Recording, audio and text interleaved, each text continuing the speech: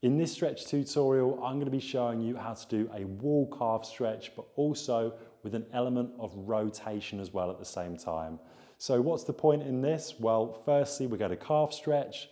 Runners, triathletes, anyone on the go can do this stretch on a tree or on a building, anything where there's a fixed object.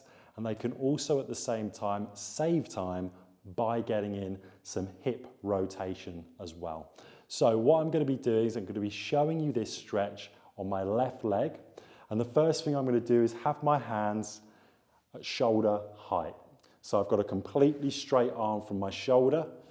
I come onto that fixed object, in this case I'm using a wall, and I'm going to bring my left leg back until I can feel the stretch. So you'll notice there, once I was in that position, I got my leg back, both my toes and feet are pointing in the same position towards the wall, like train tracks, completely forwards.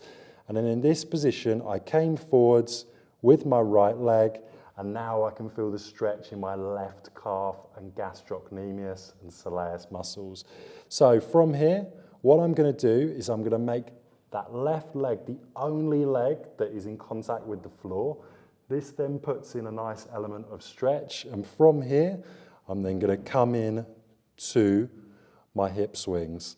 So we've got the added 2-in-1 dynamic, and from here, you can then do that for your desired amount of seconds and repetitions.